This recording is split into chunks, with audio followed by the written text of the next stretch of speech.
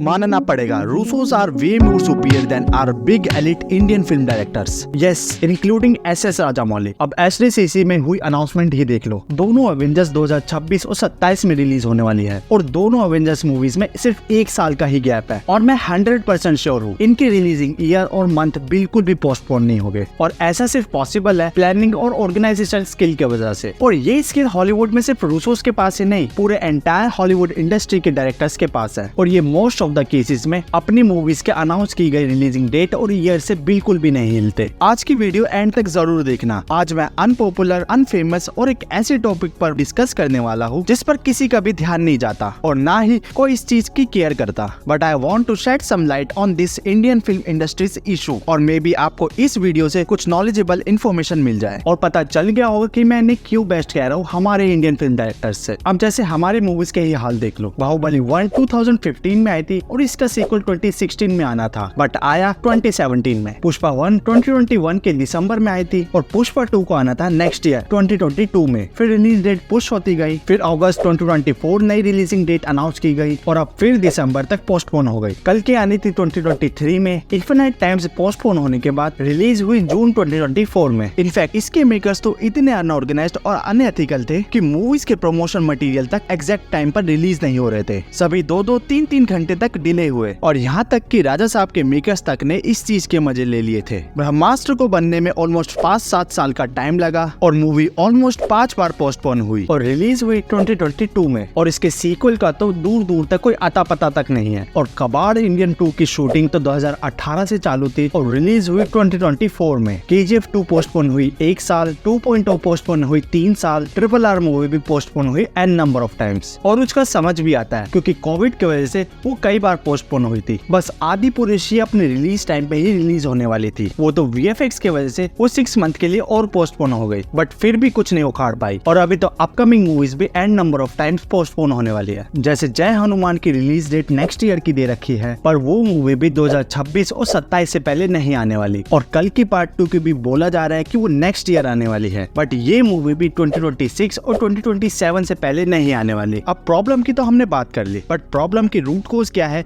उस पर बात कर लेते हैं, नहीं तो बोल दिया जाएगा कि भाई तू हर चीज में गलतियां निकालता है। और मेन प्रॉब्लम आती है डायरेक्टर की तरफ से अनाउंस की गई अनरियलिस्टिक रिलीजिंग डेट और दूसरा जो रीजन है वो कई लोगों को चुभ सकता है और वो है डायरेक्टर और बाकी क्रू मेंबर का अनएक्सपीरियंस्ड होना, क्योंकि मोस्ट ऑफ द मूवीज के डिलेज और पोस्टपोन VFX और CGI की वजह से होती है और इसी डिपार्टमेंट में हमारे डायरेक्टर और उनकी टीम बैकफुट पर चले जाती है। अब ये तो हम सबको पता है कि हॉलीवुड इंडस्ट्री हमारी इंडस्ट्री से काफी ज्यादा एडवांस है हर डिपार्टमेंट में और वो ये VFX technology black and white era के टाइम से यूज करते आ रहे हैं और हमारी मूवीज में ये टेक बहुत ही लेट यूज होने लगी है और इसी वजह से हमारे यहाँ VFX स्टूडियोज लेट आए और उस टाइम हमारे पास VFX इंडस्ट्री में इतनी स्किल्ड वर्कफोर्स नहीं थी और इसी वजह से इंडिया में रोटोस्कोपी और स्टीरियोस्कोपी जैसे लेबर इंटेंसिव वर्क आने लगे और इंडिया एक रोटो काटने वाला चीप मार्केट बन गया जिनमें वर्कफोर्स और मैन पावर बहुत ज्यादा लगती है। बट फिर धीरे धीरे इंडिया में VFX और CGI में बूम आया और इंडिया में कोर VFX और CGI वर्क आने लगे जिनमें हाई स्किल की रिक्वायरमेंट होती थी,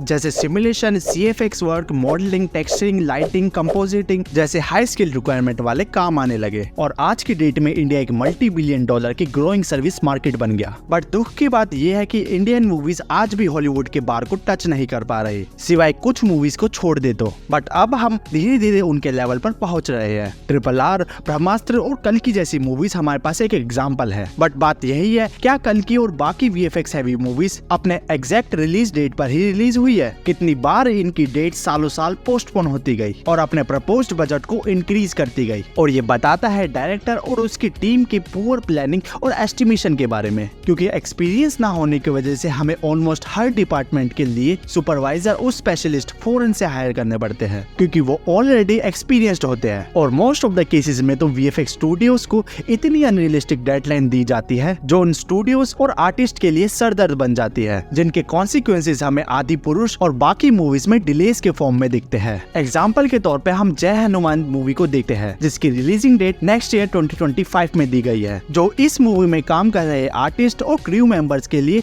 इंसेन अनरियलिस्टिक रिलीजिंग डेट है, क्योंकि जितना इसका स्केल बताया और प्रेडिक्ट किया जा रहा है ये मूवी 1 साल में तो क्या अभी के लिए इंडिया में 3 साल में भी पॉसिबल नहीं है, क्योंकि मैं इसका scale Lord of the rings और बाकी हॉलीवुड मूवीज जैसा एक्सपेक्ट कर रहा हो, उतना नहीं तो उसका 50% भी मिल जाए वो भी इनफ है। और अगर बना भी ली तो हैट्स ऑफ टू डायरेक्टर और उनकी टीम को, नहीं तो आदि पुरुष हम सबने देखी है। और दूसरी तरफ रूसोस को देखे तो उन्होंने वर्ल्ड की सबसे बड़ी पिक्चर्स में से 2 पिक्चर्स बनाई है, ह्यूज स्टार कास्ट और हैवी वीएफएक्स सीजीआई वाली मूवीज, और ऊपर से रिलीज से पहले ही उन दोनों मूवीज के साथ लोगों की इमोशंस जोड़े थे। तो सोचो कितना कितना प्रेशर होगा रूसोस और उनकी टीम के ऊपर। बट प्रेशर और किसी भी रीजंस की वजह से वो दोनों मूवीज पोस्टपोन नहीं हुई और 1 साल के गैप में ही रिलीज हुई, जैसे मार्वल ने अनाउंस करी थी। और आगे भी जिस ईयर के लिए अनाउंस करी गई है उन्हीं ईयर्स में ही हमें देखने को मिलेगी। अब वैसे तो कोई कंपैरिजन नहीं है हमारे डायरेक्टर्स और हॉलीवुड के डायरेक्टर्स के बीच में, क्योंकि उनकी मूवी मेकिंग प्रोसेस में और हमारी मूवी मेकिंग प्रोसेस में काफी बड़ा डिफरेंस आ जाता है, चाहे वो बजट का हो, रिसोर्सेज का हो या फिर स्किल्ड और एक्सपीरियंस्ड मैन पावर का हो। बट हमारे मेकर्स को एक रोबस्ट और सटीक प्लानिंग और मैनेजिंग स्किल को डेवलप करने की सख्त जरूरत है, जिसकी वजह से उन्हें बार बार अपने प्रोजेक्ट्स को पोस्टपोन करने की जरूरत ना पड़े, जिससे ऑडियंस और फैंस को सालों साल एक्स्ट्रा वेट ना करना पड़े। कमेंट में आप मुझे बताओ, क्या आपको भी लगता है कि हमारे इंडस्ट्रीज को